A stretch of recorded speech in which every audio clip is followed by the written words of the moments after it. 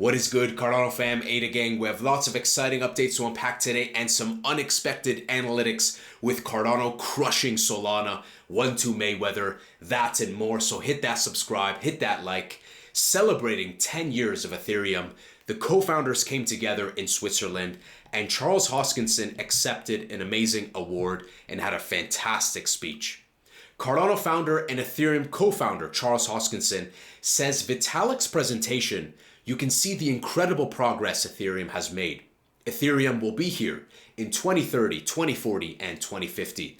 Charles praised the integrity of the people there and the quality of the work that they do. It further shows that Ethereum, Cardano, we can work together, we can celebrate our differences and work towards a thriving ecosystem. Fantastic speech. I highly recommend you guys check it out. Everything is always linked below in the video description. So guys, Cardano is searched over 11 times more than Solana on YouTube per month. 2.6 million versus 234K, according to TubeBuddy, Google Trends. Big shout out to David for bringing this to my attention. We have Cardano on the left, Solana on the right, 2.6 mil, 234K. If you don't know what TubeBuddy is, it's one of the most legendary popular tools by YouTube creators for SEO, keyword research, and whatnot. And I was thinking, you know what? Trust but verify. Let me make sure I check myself. And I have a pro license with TubeBuddy. This is the Keyword Explorer. And here we're seeing a tab with Cardano, monthly search estimate, 2.6 mil, Solana, 234K. Now, what is that monthly search estimate? Let's come back to that higher number, you know what I'm saying? Monthly search estimate, estimated average number of global searches for this exact keyword on YouTube per month provided by Keyword Tool. Now, what about Keyword Tool? Keyword Tool, of course, uses a variety of analytics, in particular also Google Autocomplete, Google Trends. So we can trust this data.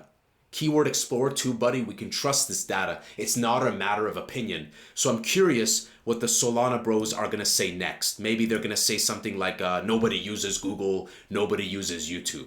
This further proves that Cardano has network effect and it has a thriving community. That's not a matter of opinion, that is backed by facts. The line doesn't lie. I hope that Solana can do better with the PR and whatnot, considering what we see circulating on Twitter. And I hope that they can bounce back. I do wish well genuinely for the Solana community and the ecosystem. So guys, Cardano blockchain for wine traceability from grape to glass in partnership with Georgia's National Wine Agency and Bolnisi Winemakers Association. Cardano Foundation is transforming traceability in Georgian winemaking. Now, not Georgia, USA, but the ancient OGs over in Europe, Georgia. Let's read more about this collaboration. The lack of reliable track and trace systems hinders Georgia's ability to fully leverage the excellent quality of its wines. Producers struggle to showcase the authenticity and provenance of their wines to discerning consumers. To address this, Georgia's National Wine Agency, or NWA, the legal entity of public law under the Ministry of Environmental Protection and Agriculture of Georgia, is implementing a variety of state programs to strengthen and increase the competitiveness of the country's wine growing industry and promote Georgian wine throughout the world. Such initiatives include a wine quality control project, as well as the development of a designation of origin system and certificates of conformity issued by the NWA that comply with the commercial industry standard implemented by the International Organization of Vine and Wine, or OIV. The NWA chose the Cardano blockchain to power this solution. So this whole logistics solution, guys, is going to be done on the Cardano blockchain. There's two highlights here I want to point out. Fantastic read. Next generation traceability. Unchangeable and comprehensive records for a product supply chain. Combating counterfeit products. Every step registered to protect a product's quality and reputation. Advanced maintenance. Upgraded inventory management with digital tools for over 30 wineries. Enhanced trust. Production process verified by immutable and transparent records. Improved brand reputation. Protected heritage with secure records that reinforce legitimacy, resulting in improved sales. Finally, market expansion, increased customer awareness, and engagement with easy to access product details. So safety, security, certification, preservation of heritage, and market expansion and more, all done on the Cardano blockchain. Let's finish off with this excellent quote by the chairman at National Wine Agency of Georgia. Partnering with the Cardano Foundation has allowed us to effectively and efficiently digitize Georgian wines. Because all certification procedures are stored on the Cardano blockchain, we can trace the entire supply chain of each bottle. We certify not only that the wines comply with their labels, but that they have the highest possible quality. It's proving a game changer in showcasing our products and getting them to new markets. Fantastic collaboration, fantastic partnership. Speaking of safety, security, sustainability, why Cardano? Finest, of course, dropping the tokenized gold recently, $150,000 worth of. When we created the F-Gold token, we chose Cardano as our blockchain platform because of its focus on security, scalability, and sustainability. Cardano's innovative proof-of-stake mechanism ensures that your digital gold transactions are energy efficient, and it doesn't stop there.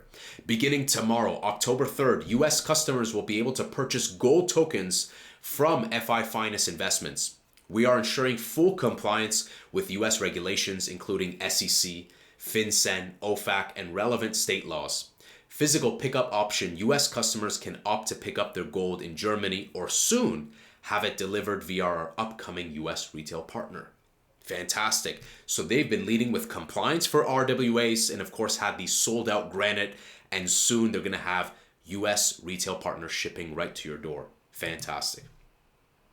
Cardano Foundation, I want to give a big shout out to Clay Nation because they've been doing crazy, incredible.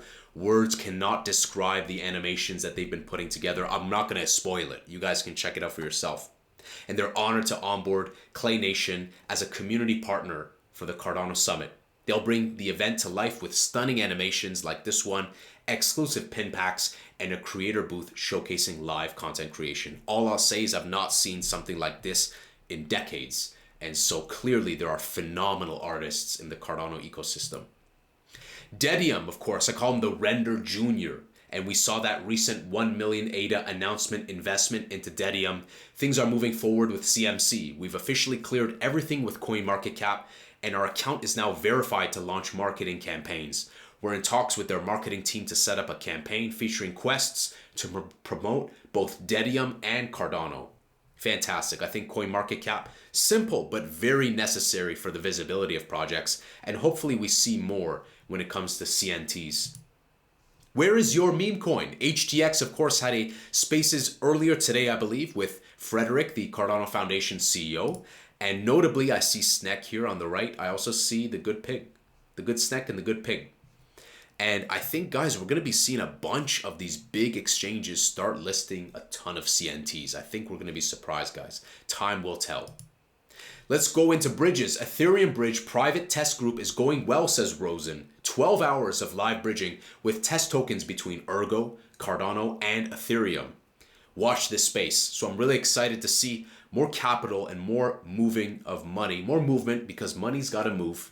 It's got to be liquid, right? And so I'm very excited to see them do the EVM integration with Rosen Bridge. And speaking of bridges, I want to give a big thank you to WanChain for featuring Angry Crypto. They had our clip as a pinned tweet, so big shout out to them. They've been running for nearly 7 years uninterrupted uptime.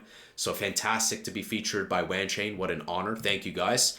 And building blockchain interoperability since 2018, and they have so many flow routes to Cardano and many others. We saw tons of transactions with USDC and USDT recently and many other routes. So we're going to continue to watch this fantastic bridge, and they have fantastic branding, and what an excellent infographic they put together. I really like their marketing and graphics material. Tap Tools, Cardano's most complete tax tool, is now entirely free for the community. It will track your entire trading DeFi experience on Cardano. So what do we get here? What you get, both plans grant access to your full historical data with unlimited exports for the current calendar year.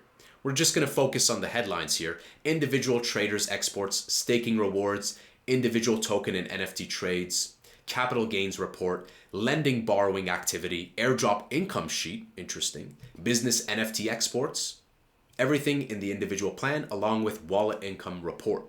So if this interests you guys, this is great. I love to see these tax tools and these sort of kind of more boring stuff, but essential things, especially with tax season around the corner. So excellent to see these new free tools being released by TapTools. And speaking of, I want to thank them also for featuring Angry Crypto as well. They say VC funds are starting to invest in Cardano native assets. Eyes are paying attention to Cardano.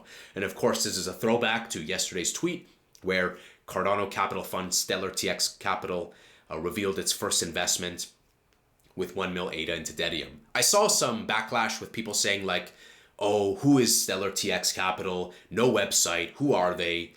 Guys, they don't owe us anything. And if they're in stealth mode, they may not, for business reasons, be able to disclose who they are at that exact time. It's okay for us to have questions, but let's be cautiously optimistic and open-minded and patient and kind where we can be, instead of being aggressive and accusatory. Because that attitude of being aggressive and accusatory, I'm sure we wouldn't like that back, because a capital fund is basically an extension. So if they have to be in stealth mode, there may be some stuff that they can't reveal for NDA and whatnot. And let's let time do its thing and be patient. It's going to be better for the ecosystem as a whole. So I'm excited. Thank you, TapTools, for featuring Angry Crypto. And they're always doing an amazing job with the tweets. A reminder, guys, that Project Catalyst never submitted an idea to Project Catalyst before. Let's see where Fund 13 can take you. So they have a great lowdown on how to submit a proposal, a guideline. I checked it out earlier today. But the TLDR, guys, is that the idea submission window is open until October 10th. So there's still a week left to submit ideas for funding and whatnot. So definitely, if you have any ideas, jump in there, take a look, and submit. I'm going to see also maybe there's some stuff that we can collaborate on. Feel free to message me on Twitter. That's / Angry Crypto Show. And let's see what we can cook up. Let's move into the SEC stuff. Oh, Gary Gensler, SEC, big L's, and that's probably why we're seeing the red in the market. Now, I want to preface this by saying that I'm a big fan of Ripple. I think that XRP is going to do great. It's excellent that, of course, IOG joined Ripple and XRP Labs as final founding members in the DREC Alliance. The DREC Alliance, of course, is a bunch of Chads coming together to help improve user experience with Web3 recovery. But also, lest we forget that Brad Garlinghouse, the Ripple CEO, expects a Cardano ETF as well. So I think that we can definitely establish some strength between the communities. Now, this is in response to the announcement that Bitwise was filing a spot XRP ETF. Of course, we recently saw Grayscale, if I'm not mistaken. There was another announcement. But lo and behold, guys, the SEC today, literally 4 hours old, we see this post. Breaking, the SEC has filed a notice of appeal of Judge Torres's ruling. So they're clapping back. Yes, I know. It's cringe. I know. So let's see what the CLO says. This SEC's decision to appeal is disappointing, but not surprising. This just prolongs what already is a complete embarrassment for the agency. The court already rejected the SEC's suggestion that Ripple acted recklessly, and there were no allegations of fraud, and of course, there were no victims or losses. Just dealing with a cough. Instead of faithfully applying the law, this agency under this chair continues to engage in litigation warfare against the industry. We are evaluating whether to file a cross appeal. Either way, the SEC's lawsuit has been irrational and misguided from the start. And we're ready to prove that yet again in the appellate court, once again taking the lead for the industry. Whew, the cough, guys. Cold season's coming up.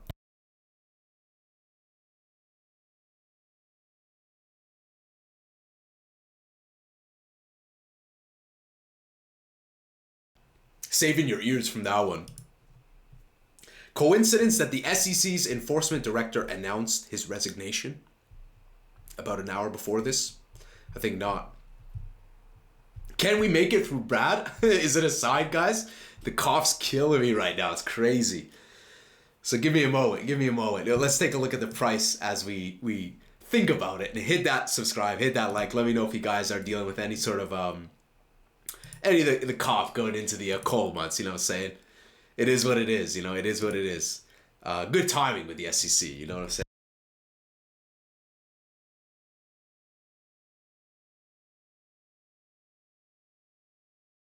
All right, so if Gensler and the SEC were rational, says the CEO, they would have moved on from this case long ago. It certainly hasn't protected investors and instead has damaged the credibility and reputation of the SEC. I agree, like what reputation was left? Somehow, they still haven't gotten the message. They lost on everything that matters. Ripple, the crypto industry, and the rule of law have already prevailed. While we fight in court for as long as we need, let's be clear. XRP status as a non-security in the law of land today, and that does not change even in the face of this misguided and infuriating appeal. Remember when the SEC tried unsuccessfully to file an interlocutory appeal? Excuse my mispronunciation. They made clear they had no intention of challenging XRP status as a non-security. Guys, this is the last leg for the SEC, and I think the wins done by Ripple and Brad and Stuart Alderoty as the chief legal officer at Ripple, their wins and what they're doing will cascade for Cardano. I think Cardano is ready to be not under the limelight and the spotlight of the SEC, but who knows? I mean, Ripple seems to be doing everything the right way, and they still kind of get slapped on the wrist. So I agree. I agree with Brad Garlinghouse. I agree with Stuart Alderoty. This is nonsense. It's disappointing, but not surprising. And we're just going to have to wait and see. This is interesting. I didn't know about this. The resignation an hour before this. So last leg, guys. Last leg, but you know what? I will say this, and it's probably going to translate to the price that we see here. With the SEC shenanigans, with the fear in the market, this could be the final squeeze before we get the catapulting, right? I talk about the capitulating before the catapulting. Fear, global economics, pending election, SEC, is that final fear. Why now? Why now? That Torres decision was July of last year. Why now? So I think that we may see some more low side volatility. We have been saying that, guys. We went from 40 cents down to 34 cents. Send it lower because I know what I hold, and Cardano has strong search queries, the analytics to support it, the technology to support it, a strong community. We got the narrative, we got the treasury, we got the governance. We're following that narrative: compliance, decentralization, burning of the Genesis keys. I don't see any reason, guys, why Cardano cannot go to like $5, $6, $7 and beyond. So apologize for the cough, guys. Hopefully gonna get a little better in a few days. It is what it is, So thanks for bearing along with the cough. I think that we can easily surpass $5, $6, $7. And like these partnerships that we're seeing with the Emergo, Cardano Foundation, and Binance CEO going to the Cardano Summit in Dubai, and many more. I think we're going to see some more announcements by VC firms and capital funds. Guys, I think that we may see this final squeeze buying opportunity, not just for Cardano, which is my top altcoin pick, but many of the other ones as well. And that's why I like to kind of check in to see what Ripple is saying and whatnot, because they can give us a health check as to how alt season is kind of forming. And so this, again, I think that we're not going to see this October people are talking about. I still stick with my prediction that Q1, Q2 of next year and beyond is when we're going to start seeing that slow pumps towards the more upside volatility. But up until then, it could be that October, November, we might enter the 29-cent range. This to me is a very delightful price window. So my last buy was at 3.6, 3.69 in July. And I really like this local floor. I really like that local floor of like 25 cent, 29 cent. So send it lower and I will buy some more. Let me know what you guys think. What's your price prediction and when? Hit that subscribe, hit that like. I'll see you in the next Angry Crypto Show.